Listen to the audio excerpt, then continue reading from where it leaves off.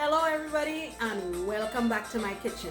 Today I am going to make something that most people run from it when you ask them to help you make it. But when it's time to eat, they're running towards it. Come on with me as we make Dhalpuri. Alright, so this is what we're going to be working with today. In this bowl, this basin, I have 4 cups of all-purpose flour, 1 teaspoon of sugar, 1 teaspoon of salt, 2.5 tablespoons of baking powder, and an unconventional ingredient that I'm going to be using today is cornstarch. In here I have 3/4 cup of cornstarch. For some reason I find that when I was in Trinidad, I would use Trinidad flour and my roti would be on point.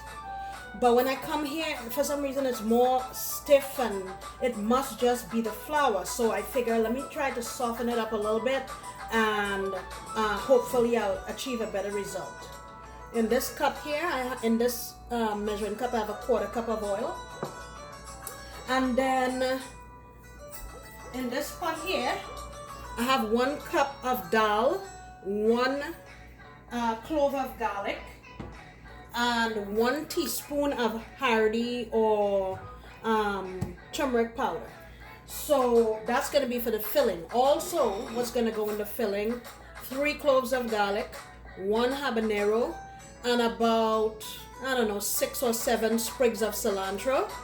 If you have culantro, you can go ahead and use that. I pull off most of these stems and just the top parts I'm going to use, all right? Okay. In this jug, I have 4 cups of water. I'm not going to use 4 cups, but I just have 4 cups, and afterwards I'll tell you how much I used. One thing that you need to really be mindful of is that different types of flour, different brands of flour, and plus where you live will dictate really how much water you're going to be using. So you're looking for a texture. Not necessarily, okay, she used 2 cups, so I'm just going to dump in 2 cups. You just want to go a little at a time, okay? All right, let's start this. I mixed up everything properly. I'm going to go in a little at a time. I like a bowl or a basin with a very wide bottom. That way, I feel like I have better control of how saturated the flour becomes, and I don't have flour in just one spot only.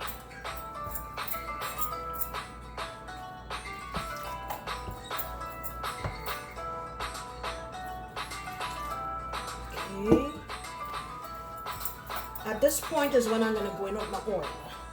I'm just going to put it all over.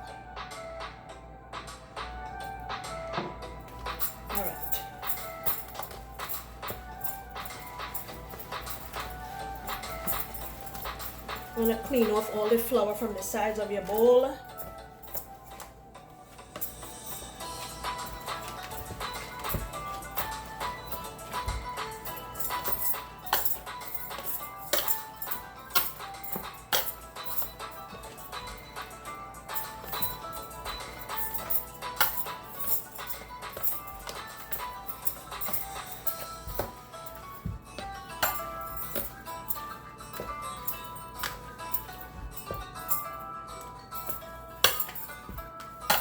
Okay, I'm gonna go in with about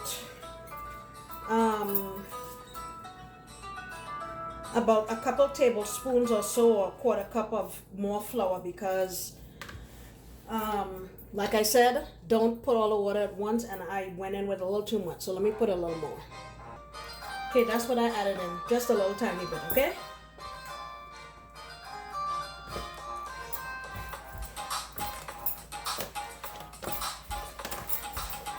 And when you're kneading too, you want to put a towel underneath your basin so that you can move it around very easily and not have any issues. All right, look at that.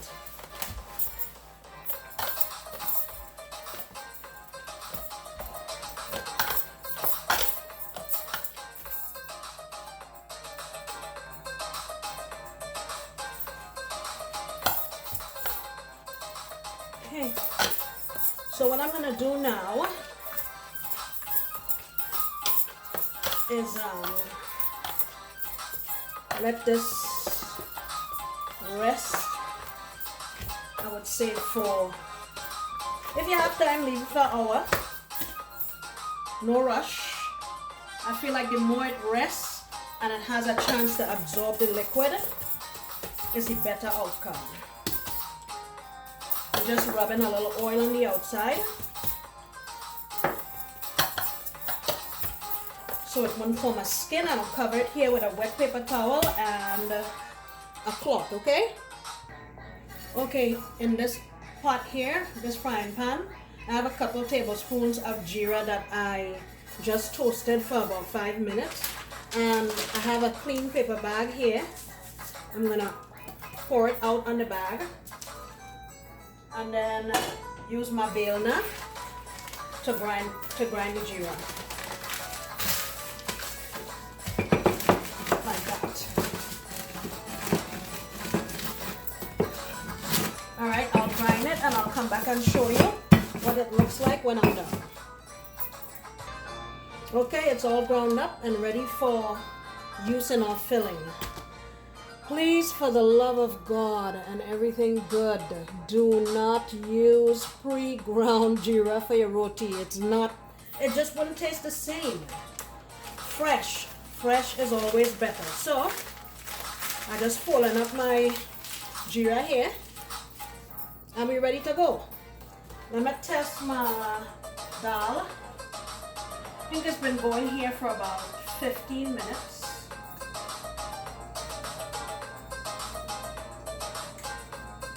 Not quite ready yet, but I would say it'll take about another 5 minutes. So how you test that is you take a grain of dhal and you want to press it against the spoon. You see that? You're looking for a kind of powdery consistency, but there's still a little tiny seed in there. So I'm gonna give this maybe another 3 or 4 minutes and then we'll pull it and I'll show you what we're gonna do. Okay, so my dhal, I drained it, and my mother always taught me to grind dhal when it's hot or else you're gonna have trouble, and I've tried it cold and it was a disaster. So we're gonna do it in a food processor.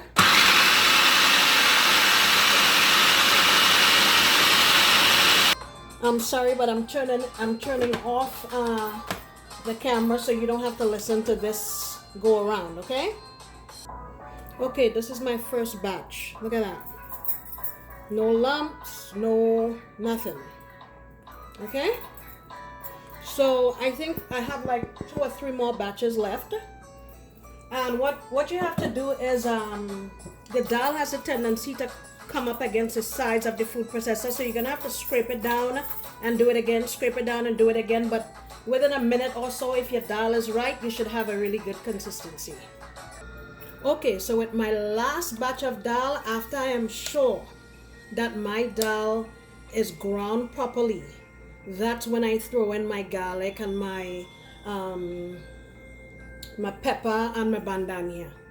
Because I find if I do it before that, the moisture from those vegetables and herbs and stuff, it affects the way the dhal gets grind, so I choose to do it last. Okay, so our flour's been resting now, I would say for about 45 minutes. Our dhal is ready. So what I'm gonna do now is make Maloya. And I like to let them rest again for a little bit before I actually fill it with the dhal, okay? Put some flour here.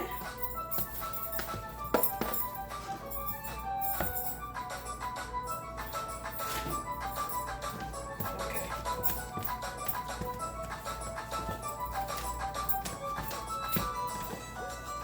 Trying to make these into equal parts.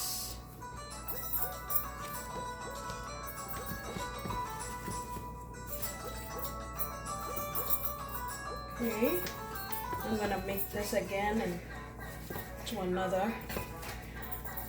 Yeah, that's about right. So you just basically make it into a ball. See that? Right. You do the same thing. Just make it into a bowl. Alright, I'm gonna go finish these up and I'll come back when it's time to fill. Well, I had forgotten to put in my geera, so I just put it in and mix this up. And for the last 5 minutes that the dal was boiling, I put in a tablespoon of salt. Alright, so Maloya's been resting for a little bit. And let me show you how we're gonna fill it. It's very easy. So you want to take your dough and the edges, you want to flatten out the edges more than the middle, because once you fold it in like this, there's going to be more flour on this side and your roti is going to burst, and you don't want that. So let me put some dal.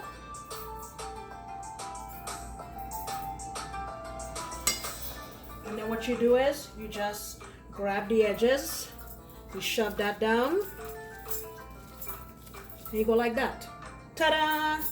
Easy peasy. Okay? Let me do another one and show you. Same thing. You're doing the edges. And you could fill your roti as much or as little as you want to. I don't want to overstuff it because I don't want it to pop. So here we go. See that? Easy peasy. Okay.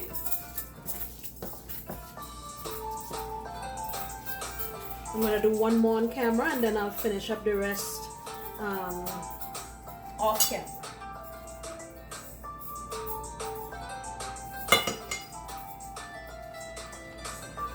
There you go.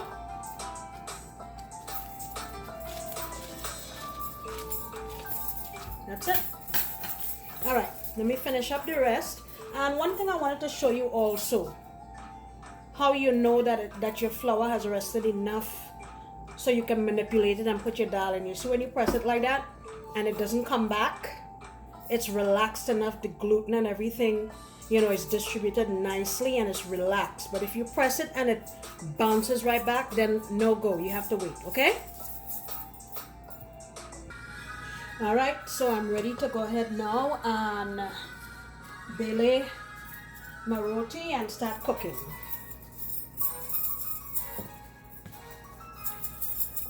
I don't have a tower. I used to have a tower that my uncle Mewa had made for me several years ago, but for some reason when I moved from Boston, I can't find it. I can't find my dabla. I don't know where anything is. So I found this thing online. It's called Chef Style, and I tried it out a couple times and it works. I don't have my dabla, so I'm just gonna use this spatula. You want something that's kind of smooth, that's not gonna burst your roti. All right. Okay. Just get my bale now. Go ahead and belay this. You see, if you see there's no resistance at all, belaying really smooth. My dal has been ground really nicely and it's not popping my dough at all. See that? Look at that. Alright. When my one more thing I want to tell you. Usually home we have on the end of a spoon we tie a cloth and we dip it in oil, and that's what we use to kind of base our roti. But I've come up with this technique and I find that it's very simple. I just empty out a water bottle, put a hole in the top, and in here I have a mixture of ghee and oil. You could just use oil, it's up to you.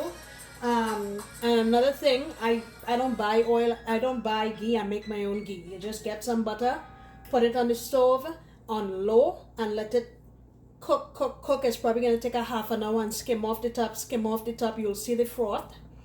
And after that, the clear part of it, that's ghee. And you just pour it off, okay? So I have ghee and oil here, about equal parts. All right. When this is hot, I will get my roti in the pan. All right, my roti's in. And once I'm going to put a little bit here on the top to begin with. And then we'll flip it over once we start getting out some bubbles, okay? Let me just prep and get the other roti ready.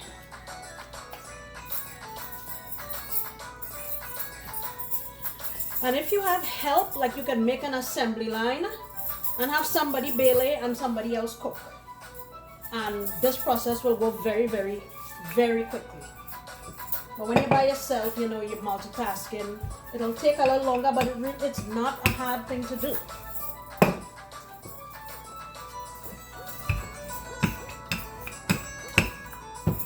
All right, my roti look like I can turn it. There you go. Now let me put some more of my oil mixture. All right. And we'll just keep doing that until our roti finish. All right, you see my roti? My roti's swelling, I can marry it now, like they say home. All right, that looks good, and I'm going to go put it in my container on the stove there. All right, so this is our last roti. Let me put my oil mixture, and I made 9 dhalpuri, and it didn't even take me 20 minutes to cook them.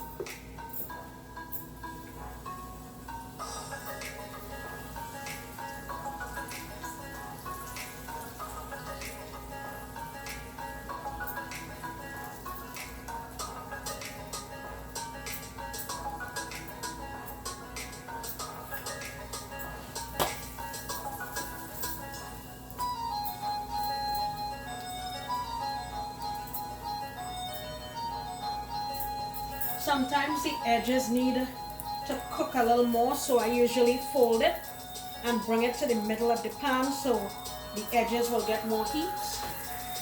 But for the most part, once your roti swell up properly, it's cooked okay. And I don't like my roti to be real brown, so this right here is good for me. All right.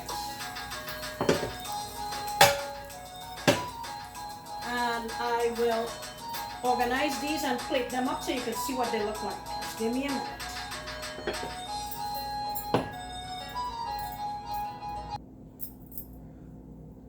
All right.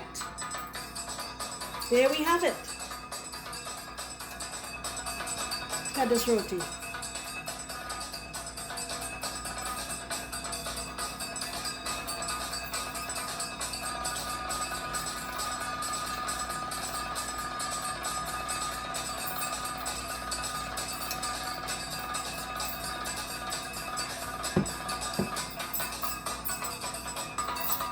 Look at this.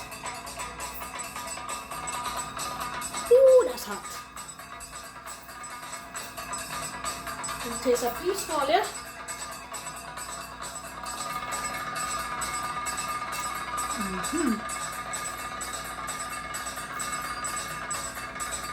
Very nice. Very flavorful. Savory. I like when I eat a dhalpuri, you don't even need no tarkari or nothing to eat with it. The flavors are so nicely infused into it. You just eat it like that, put some butter on it, and you're good to go. Guys, try this recipe. It's not really that difficult. It's a little time consuming, but not difficult. I really appreciate you coming back into my kitchen. Thank you so much for your patience. Thank you for your support and your encouragement. Like and subscribe if you haven't already, and I will see you again in my next video.